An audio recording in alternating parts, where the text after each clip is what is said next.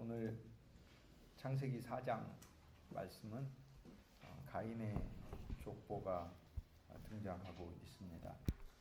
창세기 5장에는 셋의 족보가 등장하고 창세기 4장에 가인의 족보가 등장하고 있습니다. 오늘 가인의 족보에 관한 말씀을 보면서 이 족보가 창세기 4장에 기록된 것은 하나님을 떠나 범죄한 인간의 삶과 가정이 어떠한 방향으로 갔는가를 하나님께서 보여주시기 위해, 우리에게 거울로서 보여주시기 위해 이 말씀을 주셨습니다. 가인은 우리 안에 숨어있는 하나님을 무시하고 거역하는 한 본성입니다. 그것이 가인입니다. 그런데 그 본성이 자라나면 이런 창세기 4장에 있는 이 가문이 되고, 또 우리 안에 예수 그리스도가 새로 태어나셔서 우리 안에는 믿음이 있습니다. 믿음이 자라나면 우리는 아브라함을 낳게 되고, 또 아브라함의 가문을 이루게 되고, 예수 그리스도가 태어나게 되고, 또 그리스도에 의해서 쓰임받고 그리스도에 의해서 하나님이 주신 많은 분복들을 주의 이름을 위하여 사용되고 또 영광으로 나타나는 그런 가정이 됨을 성경 전체는 계시하고 있습니다. 오늘 가인이 16절 말씀을 보면 여호와 앞을 떠나서 놋 땅에 거하였다 이렇게 얘기하는데, 이게 놋이라는 말은 방황이라는 단어입니다. 사실 이 히브리어 성경을 처음에 사람들이 이 언어로 읽을 때는 가인이 여호와 앞을 떠나 방황이라는 땅에 거하였다. 그 도시의 이름 방황입니다. 하나님을 떠나면 방황하게 되어 있습니다. 근데 왜 우리는 하나님 안에 있으면서도 방황을 할까요? 그거는 첫째, 우리가 하나님께 소망을 두지 않고 우리의 믿음이 약하기 때문에 그렇습니다. 그리고 우리가 하나님 안에 있는 자들은 하나님 안에 방황한다 할지라도 하나님이 우리를 반드시 붙드시는 것을 믿으면 하나님이 우리의 방황을 언젠가는 그치게 하십니다. 그리고 사실 그리스도 안에 있는 자에게는 방황이 없습니다. 저와 여러분이 예수님을 믿기 전에는 방황을 했지만 지금을 방황하는 것 같지만 엄밀히 알고 보면 하나님 안에서 그분이 나를 다루어 가시고 그분이 나를 조성해 가시는 예수 그리스도의 길 위에 서 있는 것입니다. 오늘 가인은 여호와 앞을 떠나서 방황하였다. 놋이라는 땅에 가서 살았다. 방황의 삶을 보여주고 있습니다. 가인은 방황의 삶을 살지만 오늘 우리 주 예수 그리스도를 통하여 주 예수님이 내가 곧 길이라 이렇게 말씀하시면서 이 말씀을 다시 되돌리시기 위해서 예수님께서 우리에게 오셨잖아요. 그러므로 주 예수를 믿는 모든 사람들은 방황 속에 있지 않습니다. 오늘 내 삶의 목표와 의미를 잘 모른다 할지라도 사실 상관없습니다. 왜냐하면 골로새서 1장 16절 말씀에 우리는 그리스도를 위하여 태어났다고 말씀하고 있기 때문에 우리가 우리 자신을 잘 모른다 하더라도 우리는 창세전에 예정되어 하나님께서 그분의 길을 위하여 우리를 예정하시고 그 길로 인도하고 계시기 때문에 내 인생은 방황의 인생이 아니라 예수 그리스도를 위한 인생이고 예수 그리스도의 목적 아래에 있는 인생이다. 이러한 믿음으로 나아가시길 주의 이름으로 축복합니다. 가인은 하나님을 믿지 않는 한 사람을 가리킵니다. 그 사람의 삶이 어떠한가를 창세기 4장에서는 보여주는데, 가인이 그 아내와 동침하여 에녹을 낳았다 이렇게 얘기를 합니다. 에녹이라는 말은 시작입니다. 그런데 에녹이라는 이름이 성경에 굉장히 아름다운 사람이 또 다른 사람이 있습니다. 가인의 아들 에녹이 있고, 가인 대신에 또 아벨도 죽고 가인도 여호와 앞을 떠나서 여호와 앞에서 살 아들을 한 명 뒀는데, 그 셋이라는 아담의 세 번째 아들에게서 에녹이 또 후손으로 태어나게 됩니다. 셋에게서는 한 6대 손으로서 태어나게 돼요. 그런데 가인에게 있어서는 가인의 아들로서 동일한 동명이인의 에녹이라는 이름이 있습니다. 에녹이라는 이름은 시작이라는 뜻입니다. 그래서 가인은 그 아들을 낳고 에녹이다 이렇게 불렀는데 시작이다 이렇게 불렀죠. 이것은 일면에 있어서 굉장히 한 면에서는 좋은 의미를 가진 이름이라고 할 수 있습니다. 왜냐하면 시작이니까요. 그래서 가인은 어떤 마음으로 자기 아들을 낳고 시작이라고 이름을 불렀겠습니까? 그것은 여호와 앞을 떠났는데 이제 내 인생을 새로 출발해보자. 그래서 아들을 낳고 에녹, 시작이다 이렇게 부른 것이죠. 아들의 이름이 출발인 거죠. 출발. 아들의 이름을 출발이라고 부르는 겁니다. 출발 또는 시초, 태초 이렇게 부른 거죠. 그런데 성경은 이것이 합당하지 못한 것이고 잘못된 것임을 보여줍니다. 우리 그리스도인들은요, 그리스도인들이 세상 사람들과 다른 점이 있습니다. 세상 사람들은 어느 곳에서나 그냥 시작합니다. 우리는 그냥 시작하는 게 아닙니다. 저와 여러분이 예수님을 믿는다는 것은 십자가를 믿는 거죠. 십자가를 믿는 것은 내가 시작한 것이 아니고요. 십자가에서 내가 종결된 겁니다. 그래서 가인은 그냥 자기가 시작하는 겁니다. 그러니까 항상 내가 시작하는 것이 아닙니다. 갈라디아서 2장 20절에 내가 그리스도 예수와 함께 십자가에 못 박혔나니 그런즉 이제 내가 산 것 아니요 내 안에 그리스도 예수께서 사신 것이라 이렇게 얘기합니다. 기독교란 무엇이냐면 우리가 자신감을 가지고 뭐를 계속하는 것이 아닙니다. 기독교란 나는 자신감이 없어요. 나는 자신감이 없으나 예수 그리스도의 십자가를 통해 자신감 없는 내가 죽었고 내 안에 새로운 그리스도가 살아계시고 이 그리스도가 내 길이 되시고 나를 인도하신다는 그것을 믿는 것이 기독교입니다. 그러므로 가인은 그냥 자기가 시작하는 거고요. 우리는 우리가 시작하는 게 아닙니다. 우리가 시작하는 게 아니고 주님이 시작할 것을 믿고 나는 오히려 그리스도 예수 안에서 끝난 것을 믿는 것이 바로 기독교인데 예수 그리스도께서 저와 여러분의 새로운 인생이 되신 줄 믿습니다. 세상 사람들은 자신감을 가지라고 그러고 자신 있게 살라고 합니다. 이게 악한 말도 아니고 저도 그렇게 자주 이야기를 합니다. 사람들에게 또 젊은이들에게 또 만나는 분들에게 성도들에게 자신감을 가지라고 얘기를 합니다. 그런데 자신감은 신앙적인 단어가 사실 아닙니다. 자신감은 자기를 신뢰하는 것을 자신감이라고 해요. 그런데 그리스도인은 자기를 신뢰하지 않아요. 여러분 살면서 여러분이 신뢰가 되던가요? 여러분 자신에 대해 여러분의 결심이 신뢰가 되던가요? 여러분 능력이 신뢰가 되던가요? 저와 여러분은 분명 하나님이 주신 재주와 재능이 있습니다. 각 사람마다 가진 천재성이 있지만 이 천재성이 과연 우리를 행복하게 하던가요? 그렇지 않습니다.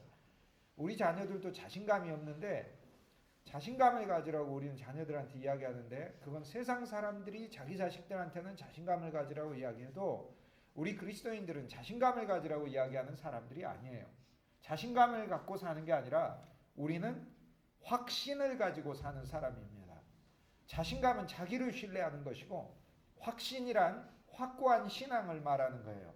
하나님이 나와 함께 하시고 내 길을 축복하시고 나를 인생에 이 세상에 내셨기 때문에 이 세상에 내신 것은 하나님이 나로 하여금 그분의 영광을 위하여 내신 것이 아니냐라는 하나님의 목적을 확고히 신뢰하는 것을 믿고 사는 거지 자기를 어떻게 신뢰하고 삽니까?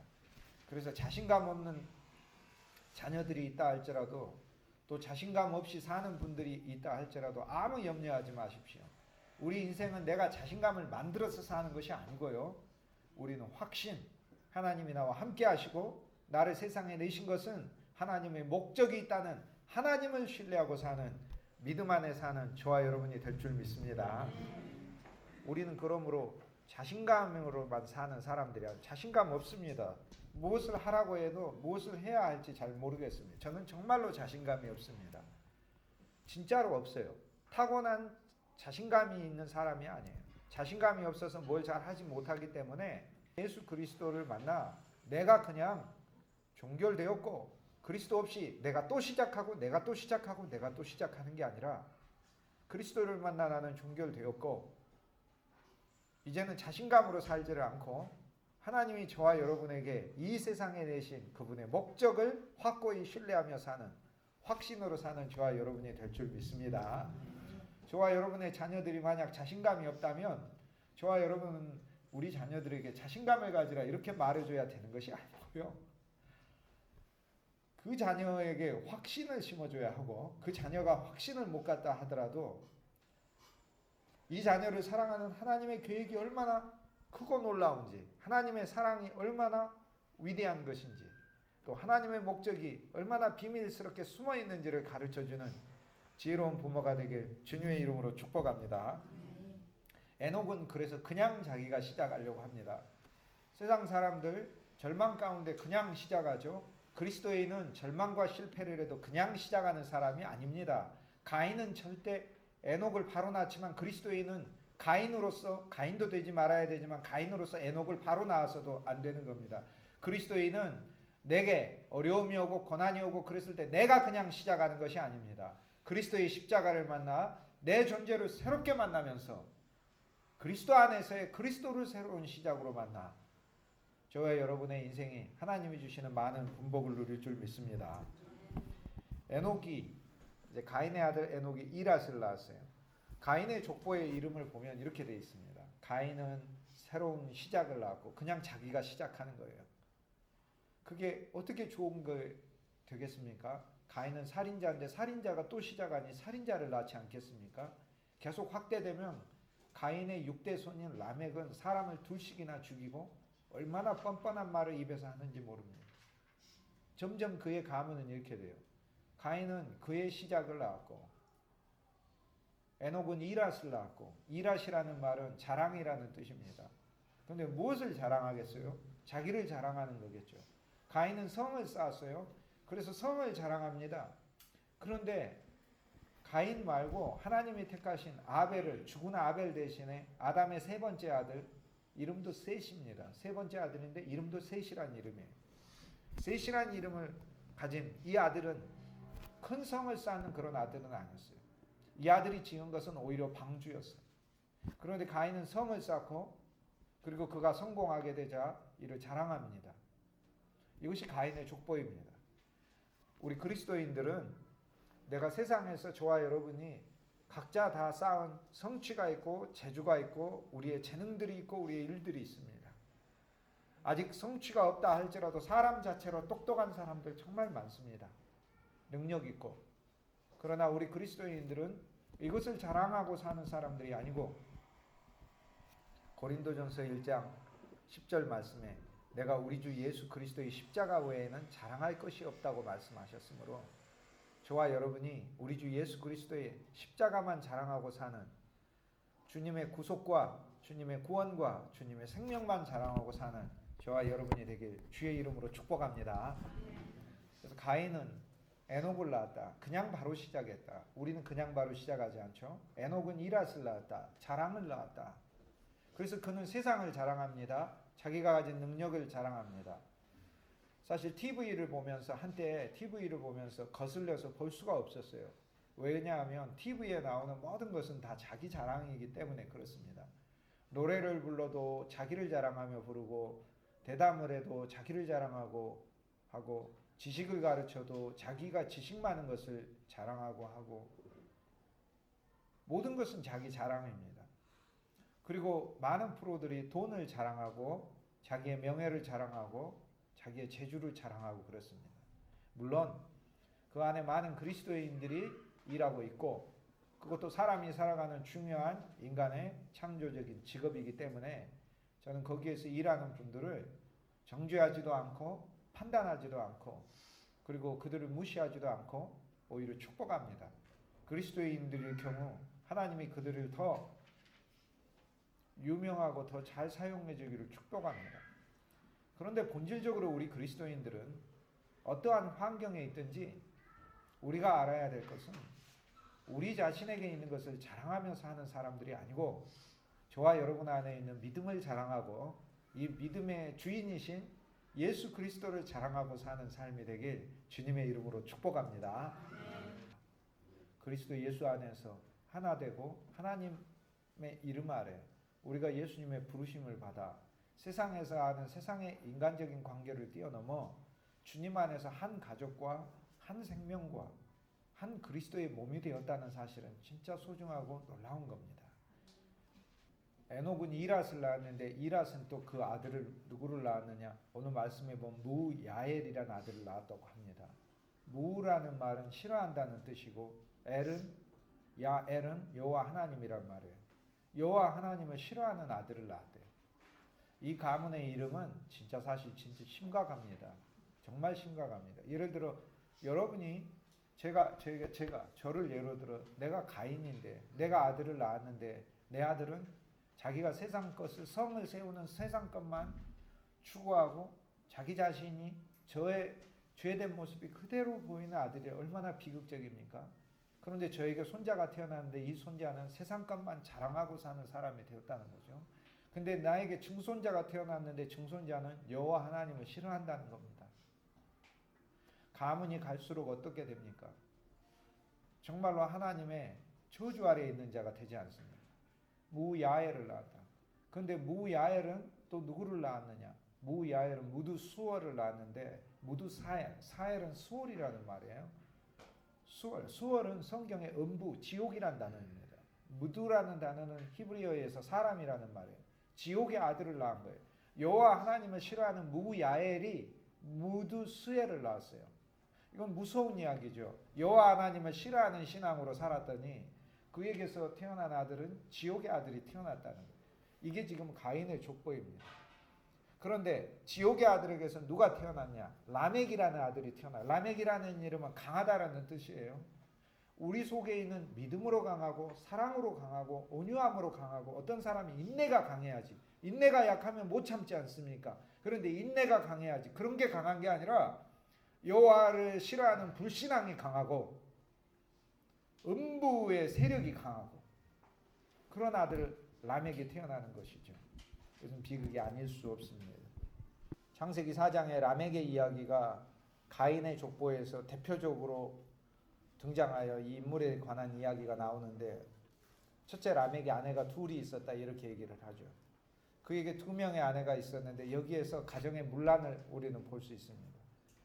그러면 나는 아내가 둘이 아니니까 괜찮지 않느냐 이렇게 생각하는 분이 있는데 사실 우리의 마음속에 우리 주 예수 그리스도가 우리의 참 신랑이시요 참 배우자인데 참 신랑이고 배우자가 아닌 다른 것이 우리에게 있으면 세상이 우리에게 아내로 있고 그리고 그리스도가 아닌 다른 세상의 이론과 철학이 나에게 아내로 있으면 나 역시 아내가 또 한 사람이 있는 하나님 앞에 정죄받아야 될 사람이죠.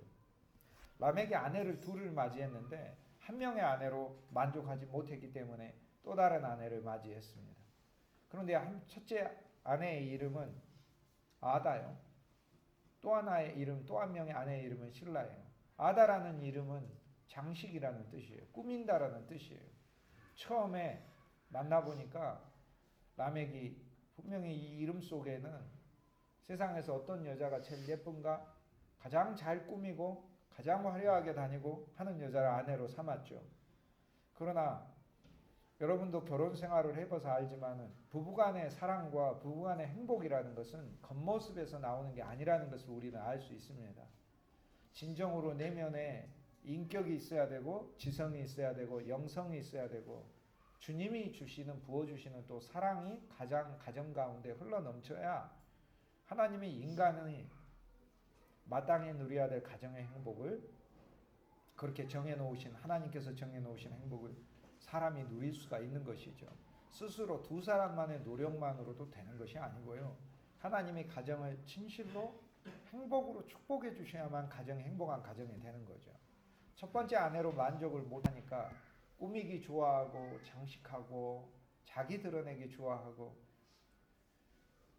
그리스도의 성품을 가진 남편도 아니고 세상의 성품이 충만한 강함이라는 이 이름을 가진 남자가 남편인데 어찌 이 가정에 행복할 수 있겠어요.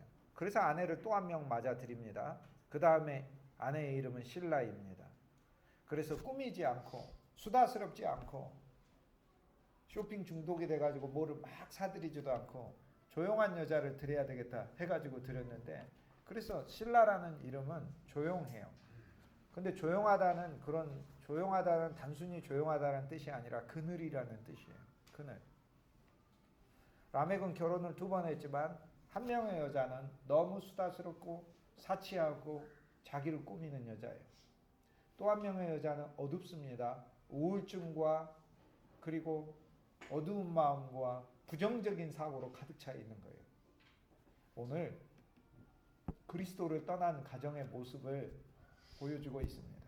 만약 우리가 그리스도 예수 안에 있으면서도 저와 여러분이 우리 가정 안에서 남편은 너무 강한 사람이고 고집도 강하고 의견도 강하고 자기 계획도 강한 라멕으로 있고, 아내는 한 면에서는 세상적인 욕심으로 가득 차 있고 세상적인 것으로 자기를 꾸미기를 원하고 있고, 또한 마음 깊숙한 곳에는 한 명의 여자가 두 여인의 모습을 하고 있는 거죠. 마음 깊은 곳에는 우울증으로 살고 있고 부정적인 생각으로 살고 있다면 이 가정은 바로 가인의 가정입니다.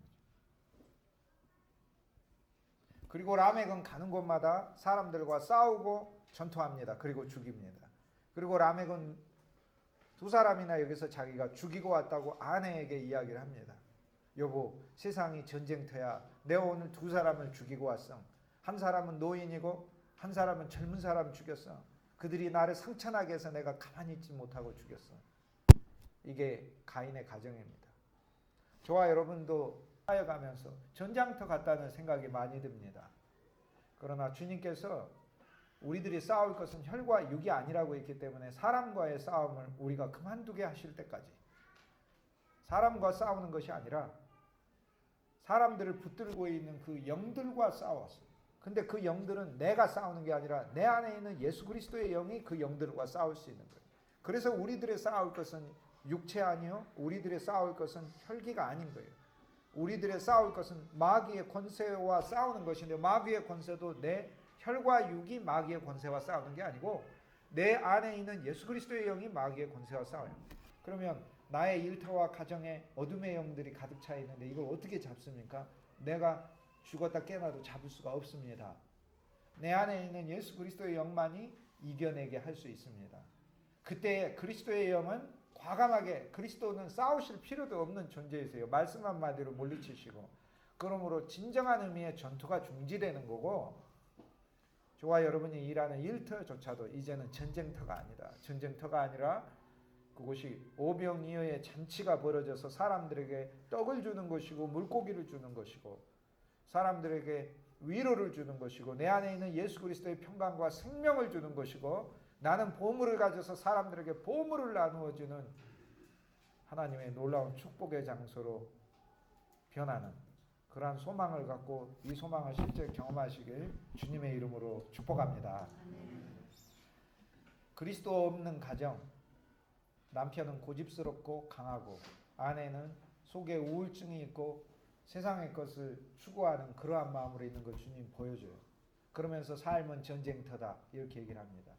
이걸 우리가 어떻게 끝낼 수 있을까요? 우리 스스로 끝낼 수 있을까요? 성경은 우리 스스로 끝낼 수 없다고 이야기합니다. 헬레니즘이란, 헬라 사상이란 자기가 지혜를 가지고 문제를 풀어보자고 하는 게 헬라 사상이에요. 그래서 바울이 성경의 헬라인들은 지혜를 구하고 그래요. 그래서 여러분들 다 헬라인들이 한 면에서, 왜냐하면 다 배우신 분들이잖아요. 다 교육받으신 분들이고 다 똑똑하신 분들이에요. 여러분 직업과 일터에 있어서 재능이 있는 분들이에요. 그런데 그것으로 인생의 문제를 풀고 가정의 문제를 풀려고 한다면 세상에 있는 격언이나 속담이나 그냥 세상에 있는 이론으로 무엇을 풀려고 한다면 여러분은 아직도 우리들이 그리스도인임에도 불구하고 그리스도인이 가지는 무기를 사용하지 않고 헬라인으로 사는 사람들, 로마인은 정복해서 사는 사람들, 그러니까 찍어 누르는 거예요. 아내가 남편을 찍어 누르고 남편은 자기가 더 지혜롭다는 것을 통해, 자기가 더 많은 세상의 경험을 한다는 것을 통해 아내를 늘 무시하고 누르고, 거꾸로 아내도 남편을 누르고 이기려고 하고, 이것이 로마인으로 사는 거예요. 물론 우리의 삶의 어떤 부분은 우리가 그렇게 살 때도 있습니다. 그런데 가정은 그렇게 사는 것이 아니라는 것을 보여주는 거예요. 도대체 이러한 가정에서 구출받기 위해서 무엇이 필요한가? 아내는 마음속에 깊은 우울증과 그리고 자기 속에 있는 어둡고 부정적인 생각으로 가득 차 있는데 여기에서 벗어나기 위해 무엇이 필요한가? 남편은 자기의 의견과 고집으로 가득 차 있고 신앙이 없는 상태로 계속 가면 이러한 하나님이 보여주시는 저주의 가문이 이루어진다는 걸 보여주는데, 여기에서 벗어날 방법은 무엇이 있는가? 성경은 우리가 벗어날 방법을 우리에게는 없다고 이야기합니다. 우리에게는 없어요. 그러니까 한마디로 없어요. 없으니까 어떻게 되겠습니까? 그럼 죽는 수밖에 없는 거죠. 그러니까 죽었습니다. 어디에서 죽었습니까? 십자가에서 죽었습니다. 그래서 그리스도 예수께서 죽으실 때 너 옛사람이 죽은 것을 알지 못하느냐라고 이렇게 얘기를 한 것이죠. 사랑하는 여러분, 행복한 가정을, 여기 라멕의 가정이 아니라 행복한 가정을 우리가 이루기를 원한다면 매일매일 여러분의 가정 안에서 여러분 자녀를 향하여, 여러분의 가족들을 향하여 그리스도 안에서 나의 옛사람은 죽었고, 우울감을 가진 나는 죽었고, 어리석은 나도 죽었고, 부정적인 생각을 하는 나도 그리스도와 함께 죽었고, 세상 것을 좋아하는 나도 그리스도와 함께 죽었고, 내 안에 하늘의 생명, 사랑의 생명, 인내의 생명, 온유한 생명, 그리스도의 모든 것을 품는 용서의 생명이 가득한 새로운 생명이 넘친다는 믿음으로 사시길 주의 이름으로 축복합니다. 여기 창세기 4장에 보면 도저히 여기 소망이 없잖아요. 라멕은 그 아내를 통하여 자식을 낳았는데 두발가인을 낳았어요. 그리고 유발을 낳고, 하나는 야발을 낳고 유발을 낳고 두발가인이라는 아들을 낳았는데, 하나는 가축을 치는 자의 조상이 되었다. 여기서 가축은 돼지치기를 의미합니다. 성경에 말하는 하나님께 제물 드리는 가축이 아니고요. 그러니까 여기서 하나님께 제사 드리는 그러한 가축이 아니라 세상에 돼지치는 그런 가축을 치기 시작했다는 거죠.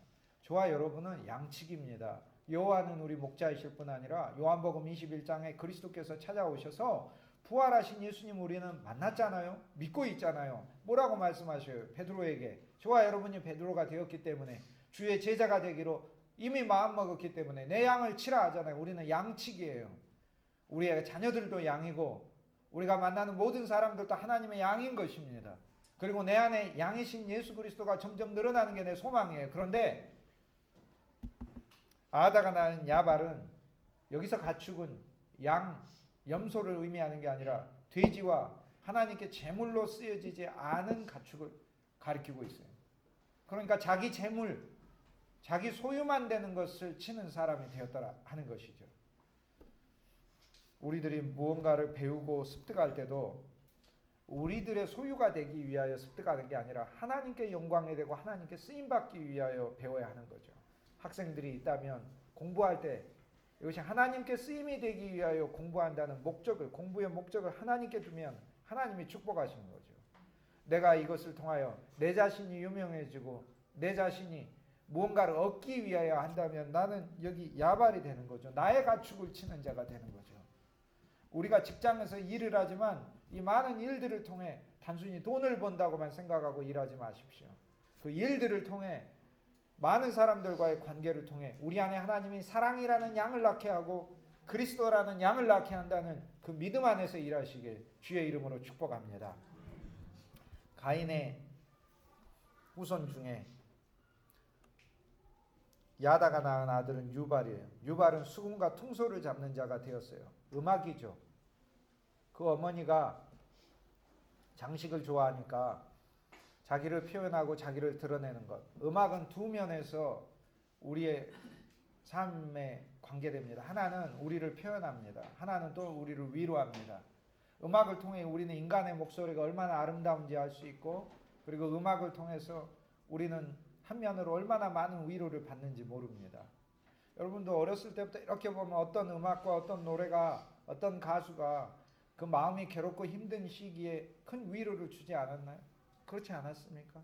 저희 아버님은 그 인생은 나그네길 어디서 왔다가 어디 술 드시면은 그거 맨날 부르고 그러시고, 인생은 나그네길 어디서 왔다가 어디로 가. 젊은 분들은 모르실 거예요.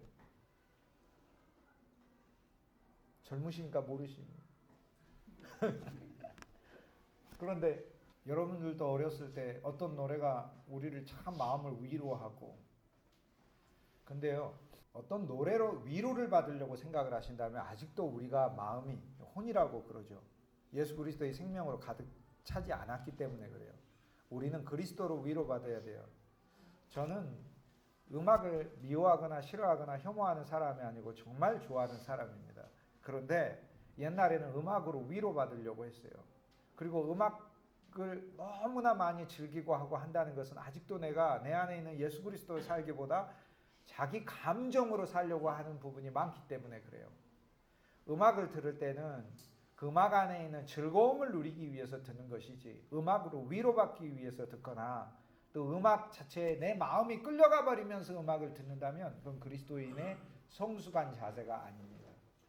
그리스도인은 음악을 들을 때도 음악으로 위로받기 위해서 듣는 것이 아니고 음악 안에 들어있는 하나님이 인간에게 주시는 아름다움이 이런 것이구나라는 그것을 누리기 위해서 들을 때 그리스도인은 음악의 종이 되지 아니하고 음악을 종으로 삼아 만인에게 행복을 줄 수 있는 것이죠.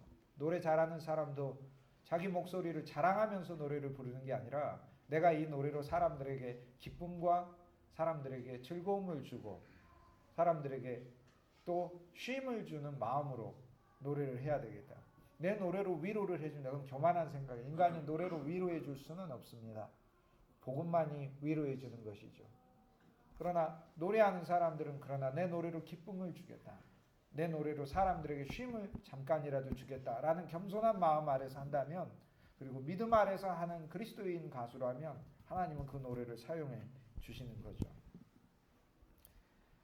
실라라는 또 다른 아내는 실라는 어둠 아닙니까? 우울증 가진 아내가 의견과 고집과 자기관념이 너무나 강함이라는 뜻을 가진 라멕과의 사이에서 아들을 낳았는데 두바의 가인을 낳았어요.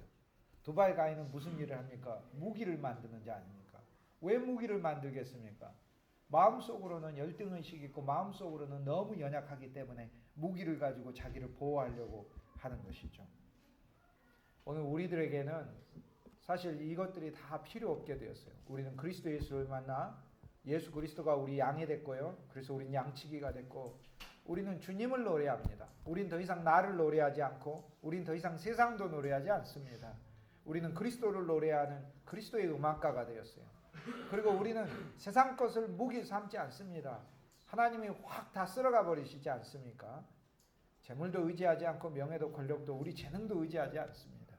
오히려 주님이 우리의 병기가 되시잖아요. 주님이 우리의 무기가 되시고 그래서 그리스도 안에서 이 모든 삶이 다 바뀌는 거예요. 오늘 4장 맨 마지막에 보면 새로운 아들 셋이 태어나잖아요.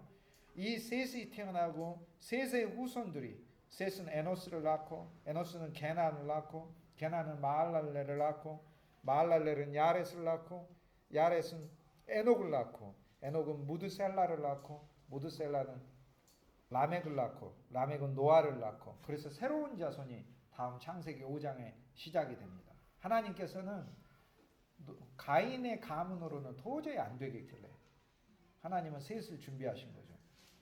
가인의 후손에는 결국에 두발 가인이라는 사람이 나오면서 끝납니다.